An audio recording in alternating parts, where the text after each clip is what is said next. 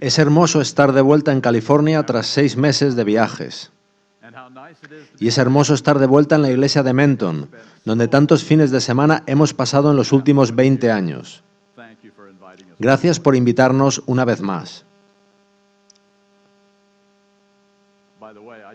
Por cierto, acabo de darme cuenta de que vuestro reloj marca las 8:05. A los oradores nos encantan los relojes que no funcionan. Prometo no tomar indebida ventaja de ello.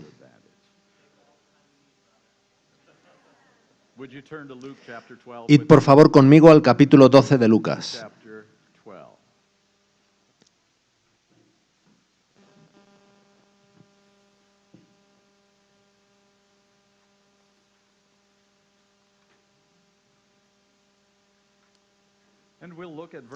Veremos el versículo 39, Lucas 12, 39 y 40.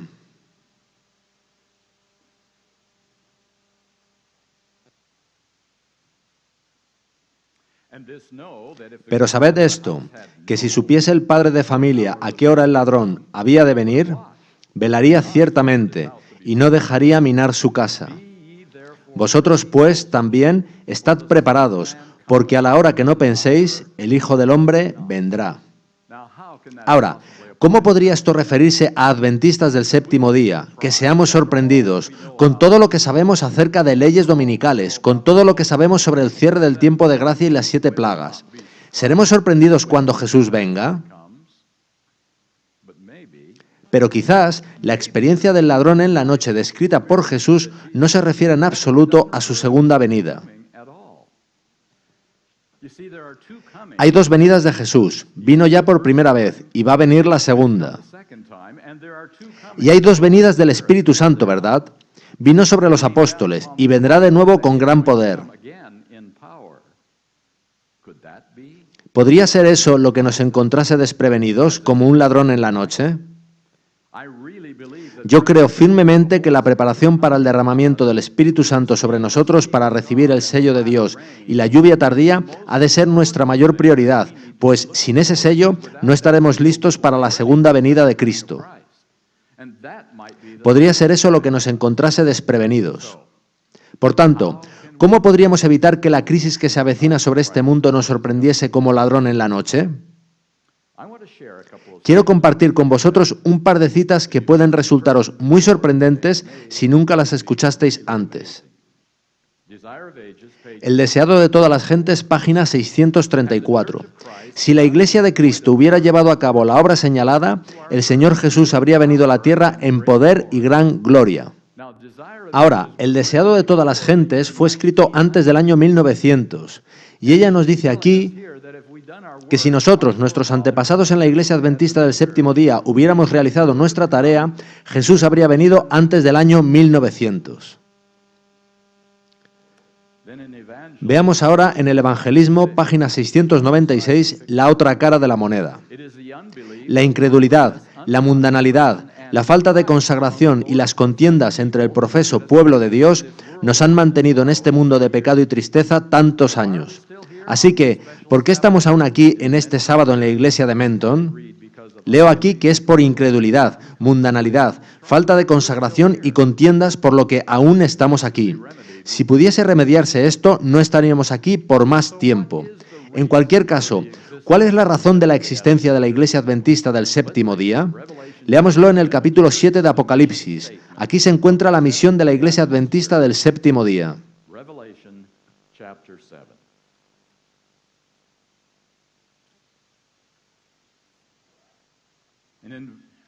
Y por si existe alguna duda de en qué parte de la Biblia estamos viviendo ahora, es Apocalipsis 7:1. Después de esto vi a 4 ángeles en pie sobre los 4 ángulos de la tierra, que detenían los 4 vientos de la tierra, para que no soplase viento alguno sobre la tierra, ni sobre el mar, ni sobre ningún árbol. Nosotros estamos en una iglesia muy cómoda, en un ambiente muy razonable, porque esos ángeles están deteniendo los vientos justo ahora. Cuando dejen de detener los vientos, es posible que no obtengáis nada cuando vayáis con vuestra tarjeta al cajero. Vamos a tiempos muy diferentes. Continuemos con el versículo 2. Vi también a otro ángel que subía de donde sale el sol y tenía el sello del Dios vivo y clamó a gran voz a los 4 ángeles a quienes se les había dado el poder de hacer daño a la tierra y al mar, diciendo: no hagáis daño a la tierra, ni al mar, ni a los árboles, hasta que hayamos sellado en sus frentes a los siervos de nuestro Dios. Eso es lo que está deteniendo las cosas. Solo cuando el pueblo de Dios esté sellable en sus mentes, en sus frentes, será posible para Jesús retornar. Sin embargo, lo creáis o no, esta es hoy en día una de las verdades más confrontadas en la Iglesia Adventista del Séptimo Día. Voy a leeros una cita muy breve. Se trata de un ataque muy articulado a la misión de la Iglesia Adventista del Séptimo Día. Andamos sin rumbo creyendo que tenemos alguna influencia sobre el tiempo determinado para el regreso de Cristo, creyendo que hemos retrasado su regreso o que podemos apresurarlo. Pasamos de creer que su venida estaba tan cercana que seríamos la última generación a creer que podemos convertirnos por nuestros propios esfuerzos en la última generación. Nos hemos concienciado para ser un pueblo de una calidad especial, un pueblo diferente, como nunca antes ha visto el mundo, preparado para el regreso de Cristo. Pero Ellen White no pronostica una supuesta naturaleza espiritual más elevada en el pueblo de Dios y no hay referencia de que la condición moral humana determine la segunda venida de Cristo. Creer que nos convirtamos en la generación final por nuestra propia actuación espiritual pone el foco en nosotros mismos. Inevitablemente, tal foco nos conduce al moralismo y al perfeccionismo como fines por sí mismos, así como sustitutos de la fe y de la humilde proclamación de la gracia de Cristo. Yo he encontrado 9 problemas en esta cita. 9. El primero es que habla de un tiempo determinado para el retorno de Cristo. Bien, vimos que Él realmente quiso venir hace más de 100 años. Así que el primer problema es un tiempo fijo para el retorno de Cristo. El segundo es lo que dice de los que creemos que de alguna manera hemos retrasado su retorno. ¿Acaso no dice exactamente eso el deseado de todas las gentes, página 634, que hemos retrasado su retorno? El tercero es que dice que podemos convertirnos por nuestros propios esfuerzos en la última generación. Nuestros propios esfuerzos, ¿quién ni siquiera soñaría decir algo como eso? Sabemos lo débiles que son nuestros esfuerzos. El cuarto es lo que dice de un pueblo diferente, de una calidad especial. ¿Acaso no es exactamente eso, una calidad especial, lo que sucederá tras el cierre del tiempo de gracia, sin un mediador? El quinto se refiere a una supuesta naturaleza espiritual más elevada. Bien, podríamos parar ahora mismo y encontraríamos unas 100 citas acerca de lo que será en nuestras vidas esta naturaleza espiritual más elevada. El sexto se refiere a nuestra propia actuación espiritual. Parece sonar a un espectáculo, ¿verdad? Actuando en escena. El séptimo es sobre el foco en nosotros mismos. ¿No suena eso a justicia propia y fariseísmo, a mirarse a sí mismo por lo bueno que uno es? En otras palabras, todos estos puntos parecen incidir en que esta experiencia no parezca atractiva. El octavo es acerca del moralismo y perfeccionismo. Resulta tan fácil tachar la perfección de carácter de perfeccionismo y cerrar así la discusión. Y el noveno es que estos son sustitutos de la fe, como si creer en la victoria de Dios sobre el pecado fuera lo opuesto a la fe, cuando en realidad es la esencia de ella. Durante 4 años ha habido un decidido ataque sobre la misión de la Iglesia Adventista del Séptimo Día. Enunciaré brevemente cuál creo yo que es esa misión: preparar un pueblo para recibir el sello de Dios y la lluvia tardía. Si se hace ese trabajo, nos vamos a casa. Si continuamos igual y bautizamos otros 10 millones, seguimos aquí. Preparar un pueblo para recibir el sello de Dios y la lluvia tardía. Dar al mundo ese mensaje final del que habla Apocalipsis. Y, por la gracia de Dios y el poder de Cristo, vencer el pecado, que dejemos de caer en él continuamente. Y, de hecho, vivir sin ningún pecado durante las 7 últimas plagas que vienen sobre este mundo. Finalmente, vindicar la promesa hecha por Dios de que habrá un pueblo que de veras guardará los mandamientos de Dios? No el 90% del tiempo, sino el 100%. En todo ello creo que consiste la misión de la Iglesia Adventista del Séptimo Día. Ahora, si finalmente rechazamos, como de todo punto deberíamos, este intento inspirado por Satanás de desacreditar la misión y mensaje dados por Dios a la Iglesia Adventista del Séptimo Día, si optamos por creer que Dios no erró cuando hizo promesas a su pueblo elegido, que van más allá de lo que jamás pueda alcanzar el más alto pensamiento humano, entonces la única pregunta que queda es ¿cómo? ¿Cómo podemos tener esta experiencia? ¿Cómo podemos ser parte de un sueño tal? Y la respuesta la encontramos en una tormenta en el mar de Galilea. Id por favor al capítulo 8 de Lucas.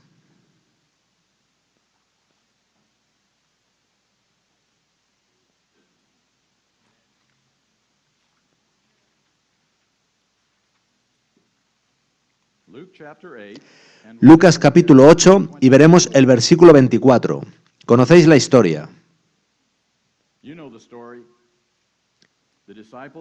Los discípulos piensan que todo está perdido. ¿Y dónde está Jesús? Ayudándoles, ignorándoles, dormido. El versículo 24 dice, y vinieron a él y le despertaron, diciendo, Maestro, Maestro, que perecemos. Despertando él, reprendió al viento y a las olas, y cesaron, y se hizo bonanza, y les dijo, ¿dónde está vuestra fe? ¿Dónde está vuestra fe? Y hoy en día, la cuestión para nosotros es, ¿dónde está nuestra fe? ¿Estaremos el resto de nuestros días disculpándonos píamente por fracasar en vivir a la altura de las promesas y dones de Dios? ¿Continuaremos rehusando creer que todos y cada uno de sus mandatos son capacitaciones? La respuesta a la pregunta ¿cómo? Siempre ha sido y siempre será fe. La fe preservó a Jesús del pecado. La fe de Jesús produce el carácter de Jesús. En el Deseado de todas las gentes, página 389, dice, como el Hijo de Dios vivía por la fe en el Padre, hemos de vivir nosotros por la fe en Cristo. Tan plenamente estaba Jesús entregado a la voluntad de Dios que solo el Padre aparecía en su vida. Solo el Padre apareciendo en nosotros, el Espíritu de Cristo apareciendo en nosotros. Veis que Dios no nos está pidiendo tener la fe de Abraham o la fe de Moisés, sino la fe de Jesús. Será necesaria la fe de Jesús para resistir los ataques de Satanás de los últimos momentos. ¿Dónde está vuestra fe? Es la pregunta que Jesús está planteando a la última generación. De entre un gran grupo que hablan y cantan acerca de la pronta venida de Jesús, habrá un grupo más pequeño que habrá comprendido qué significa vivir por fe y no por vista, y que todas las promesas que Él hizo son ciertas. Entonces, ¿qué es la fe de Jesús? Es sencillo, es la certeza de corazón de que todo lo que Dios dice es verdad. Independientemente de que algo parezca ridículo o imposible, si Dios lo dice, es verdad, y lo consideraremos su palabra. La fe bíblica sabe que en Dios se puede confiar. La fe es la plenitud de la persona diciendo sí a Dios, sin poner objeciones a sus sugerencias en la vida cotidiana. Diciendo sí, viviremos de ese modo. La fe es lo opuesto al pecado. La fe es poder y vigor y vivir como lo hizo Jesús. Id por favor a otro texto. Primera de Juan 5:4.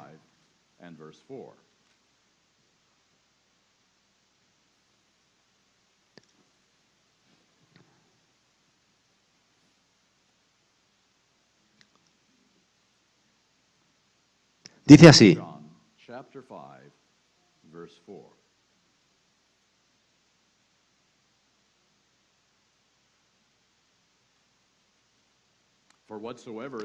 Porque todo lo que es nacido de Dios vence al mundo, y esta es la victoria que ha vencido al mundo, nuestra fe. Es fe, no conocimiento ni esfuerzo. La fe vence sobre Satanás, porque tenemos esa conexión con Dios. Cristo demostró que cuando la fe se conecta con el poder divino, hombres y mujeres pueden vivir sin pecar, sin rebelión en sus corazones. O bien el pecado será destruido completamente, o bien nos destruirá. Son las dos únicas opciones. Solo cuando su pueblo muestre fe en este poder de Dios, podrá llevar el Evangelio al mundo con poder. Ellos serán la demostración de que la fe es el elemento diferenciador entre cristianismo nominal y cristianismo genuino. Escuchad detenidamente estas palabras contenidas en una cita del Review and Herald del 10 de marzo de 1904. El que no tiene suficiente fe en Cristo para creer que Él puede guardarlo del pecado, no tiene la fe que le dará entrada en el reino de Dios. Ved que se trata de fe. ¿Creemos o decimos, no, es imposible, estamos tan llenos de corrupción, nacimos de ese modo, nada podemos hacer? ¿Tenemos suficiente fe en Cristo para creer que Él puede guardarnos de pecar? Dios está esperando por hombres y mujeres de fe. Enoc y Elías eran hombres de fe, ¿verdad? Y sus vidas testificaron que nadie será trasladado al cielo a menos que se haya convertido en un vencedor. Sobre Enoc dice Patriarcas y Profetas, páginas 88 y 89. El piadoso carácter de este profeta representa el estado de santidad que deben, no pueden o deberían, que deben alcanzar todos los que serán redimidos de entre los de la tierra en el tiempo de la segunda venida de Cristo. Así que si queremos saber cómo estar al otro lado del corte y ver venir a Jesús, estudiemos a Enoc. Testimonios volumen 2, página 122. Como consecuencia de su fiel obediencia a Dios, fue trasladado. Del mismo modo, los fieles que permanezcan vivos serán trasladados. ¿Como consecuencia de qué? De su fiel obediencia a Dios. Una generación, alguna generación, se convertirá en esa generación. Las promesas de Dios no fallarán. Alguna generación se convertirá en esa generación. No solo dirán sí a todo lo que Dios diga, sino que además mostrarán que decir sí transforma sus vidas completamente, de modo que reflejen únicamente a Jesucristo. Nunca más habrá ni un rebelde entre ellos. Son hombres y mujeres de fe. Así que ese es realmente el punto principal que quiero compartir con vosotros ahora. A muchos les aterra la enseñanza de que vayamos a desarrollar caracteres perfectos en el poder de Cristo. Esto no es nada nuevo. John Wesley se enfrentó al mismo problema. Él fue un gran defensor del poder del Evangelio para vivir superando la tentación y el pecado. Él encontró muchísima oposición en sus tiempos. Uno de los más feroces oponentes a esta enseñanza fue un hombre llamado el conde de Zinzendorf, y comentando sobre él escribió lo siguiente: difícilmente se encuentra en las Sagradas Escrituras una expresión que haya causado más ofensa que esta. La palabra perfecto es lo que muchos no pueden soportar. Su solo sonido es una abominación para ellos, y quien predica que la perfección es posible en esta vida corre gran peligro de ser considerado como peor que un pagano o un publicano. Ahora, hablando aún del conde de Zinzendorf, Wesley sigue diciendo: no, dice el gran hombre, refiriéndose a Zinzendorf. Este es el error de los errores. Lo detesto con todo mi corazón. Persigo por todo el globo con fuego y espada esta idea de que puedes vencer al pecado. Respondiendo, Wesley dijo: ¿por qué tan vehemente? ¿Por qué son tan entusiastas los que se oponen a la salvación del pecado? En el nombre de Dios, ¿por qué es usted tan hincha del pecado? ¿Qué ha hecho éste jamás por usted? ¿Qué bien puede hacerle en este mundo o en el venidero? ¿Y por qué es usted tan agresivo con aquellos que tienen esperanza en ser liberados de él? Así que esto no es nada nuevo. Se trata simplemente de nuevo del espíritu de los tiempos, que nos invita a pensar que eso no puede suceder porque nos miramos a nosotros mismos y decimos: no, no es posible. Fe. Esta última generación reflejará el carácter de Cristo, no para glorificación humana y ni siquiera para nuestra salvación, sino para la glorificación de Dios y Jesucristo. Ved que cuando la pregunta más importante no es ¿tengo seguridad de mi salvación?, entonces podemos estar aproximándonos a cuál es la verdadera fe. Porque estamos queriendo testificar por Dios. No estamos queriendo decir, mírame, voy a lograrlo, voy a sobrevivir a esto. Solo estamos interesados en el buen nombre de Dios. Así que la única pregunta hoy es, ¿glorifica mi vida a Cristo? ¿Cuento y vivo la verdad acerca de su carácter? ¿Son sus peticiones y sus mandatos un gozo y una delicia, o estamos quejándonos y refunfuñando sobre lo duros que son? Antes de cerrar, hemos de echar un vistazo al capítulo 7 de Romanos. Si hay algún capítulo de la Biblia que ha mantenido a los cristianos en un estado de mediocridad, ese es Romanos 7. Pues ha sido muy grandemente malentendido. El protagonista de Romanos 7 no es un hipócrita, ama la ley de Dios, es sincero, pero no está genuinamente convertido. Romanos 7 describe al clásico legalista. Desea realmente la victoria, quiere algo mejor. Persigue la victoria con todos sus esfuerzos humanos, pero fracasa constantemente. Leamos un versículo o dos de Romanos 7. Versículo 15. Porque lo que hago no lo entiendo, pues no hago lo que quiero, sino lo que aborrezco, eso hago.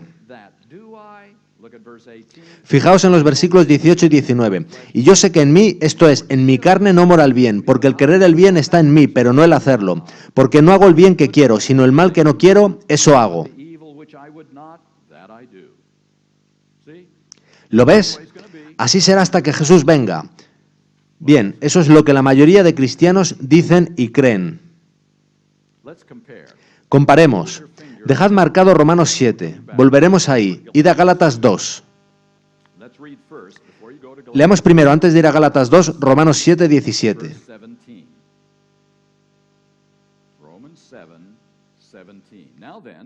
De manera que ya no soy yo quien hace aquello, sino el pecado que mora en mí. Ahora sí, id al capítulo 2 de Gálatas. Retened los otros textos, pues volveremos a ellos. Y el famoso texto que es tan importante para nuestras vidas cotidianas es Gálatas 2:20.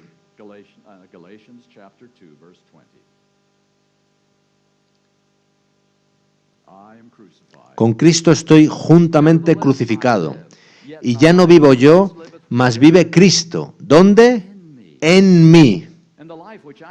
Y lo que ahora vivo en la carne, lo vivo en la fe del, no fe en, sino fe del Hijo de Dios, el cual me amó y se entregó a sí mismo por mí. Así que veis que tenéis una elección. Puedes tener pecado morando en ti o puedes tener a Cristo morando en ti. Son dos experiencias totalmente diferentes. No pueden tener lugar ambas al mismo tiempo. El legalista sufre con conflicto y frustración. He de esforzarme. Algunos abandonan completamente y simplemente eligen los placeres de este mundo porque la batalla es demasiado dura. Y otros mantienen una falsa esperanza de que algún día en el futuro quizás sucederá, aunque es seguro que no sucede ahora.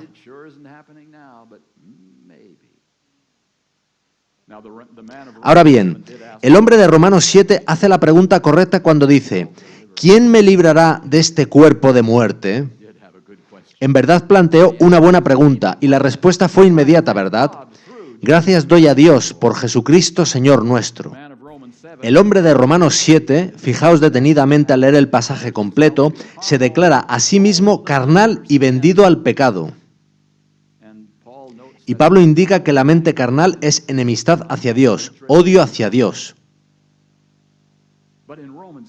Pero en Romanos 8 hay una experiencia transformada, porque Cristo se ha convertido en el centro de la vida de este hombre. Romanos 8:2 dice, porque la ley del Espíritu de vida en Cristo Jesús me ha librado de la ley del pecado y de la muerte. Hay dos opciones, la ley del pecado y muerte o la ley del Espíritu de vida en Cristo Jesús. Son las dos únicas opciones. La primera se corresponde con la mente carnal, la segunda con la mente espiritual. En ninguna parte de las Escrituras están más claramente mostrados la diferencia y el contraste entre una vida de esfuerzo y la vida de victoria como en Romanos 7 y Romanos 8. Y por ello Romanos 8 puede concluir en el versículo 38 con esta hermosa cita.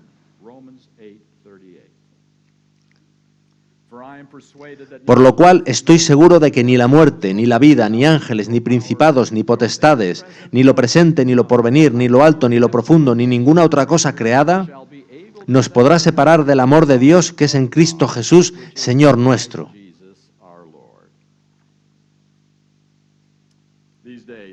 En estos días hay muchos llamados a la unidad. Necesitamos unirnos, necesitamos juntarnos. Quisiera que fuerais a la oración de Jesucristo en Juan capítulo 17. A menudo pensamos en la oración del Señor, pero esta es la auténtica oración del Señor por sus discípulos y por nosotros.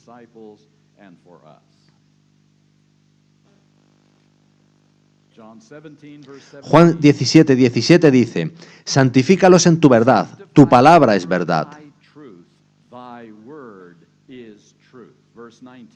El versículo 19 dice, y por ellos yo me santifico a mí mismo, para que también ellos sean santificados en la verdad.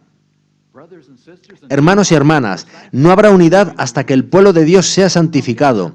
¿Cómo podría haberla? Todo otro llamado es un llamado para una unidad falsificada, mediante consensos, haciendo concesiones, mediante mayorías. Eso no es unidad. Escuchad esta cita de Vida Santificada, página 85. La unidad es el resultado seguro de la perfección cristiana. Lo leeré de nuevo por si no se ha entendido. La unidad es el resultado seguro de la perfección cristiana. No es un objetivo, sino una consecuencia de otra cosa que tiene lugar. Fundamentos de la educación cristiana, página 432. No hay santificación al margen de la verdad. Por tanto, vamos a ser santificados, vamos a tener unidad, tendremos la verdad, pero no solo en palabras. Ha de ser en lo más profundo de nuestro ser, cambiándonos desde el interior y haciéndonos nuevas criaturas en Cristo Jesús.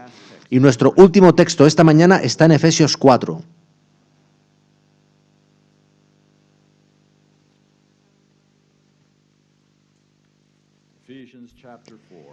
Efesios 4, versículos del 13 al 15, dice lo siguiente.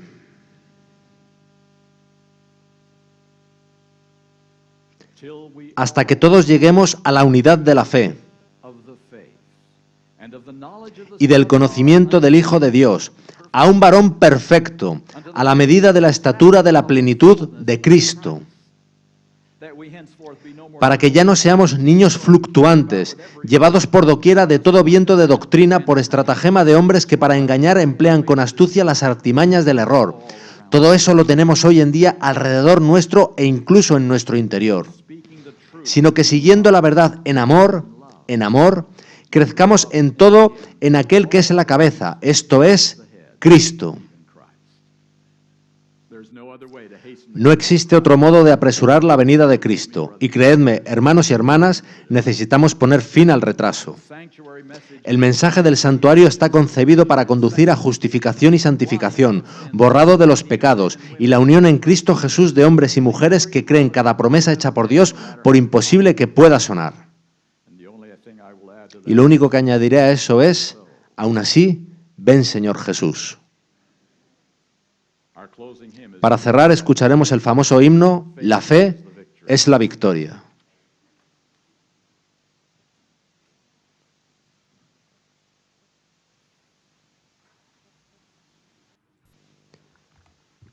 Por favor, poneos en pie conmigo para ir al número 608 y cantar La fe es la victoria.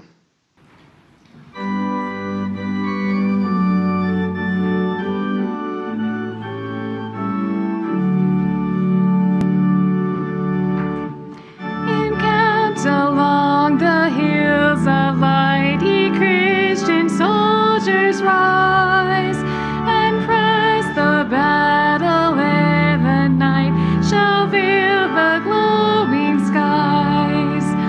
Against the foe in vales below, let all our strength behold. Faith is the victory we know, that overcomes the world. Faith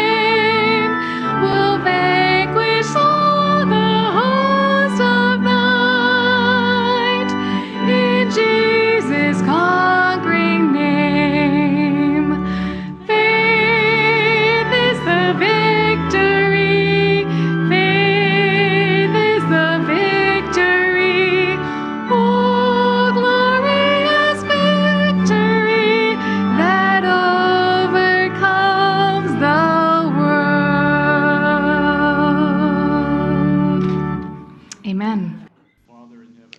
Padre nuestro que estás en los cielos, hemos leído de cosas que parecen imposibles, no parecen reales, ni factibles. Pero en este momento voy a poner mi fe en esas promesas. Te pido, Señor, que realices lo imposible en mi vida y en la vida de cada persona que está hoy en esta iglesia. Te pido que confiemos y creamos independientemente de lo que parezcan indicar las evidencias a nuestro alrededor y de lo que nos diga la gente, y que tengamos el coraje y la fortaleza para avanzar y simplemente decir, la fe es la victoria. Gracias, Señor, por tus promesas. Confiaremos en ti, esperaremos tu cumplimiento de esas promesas.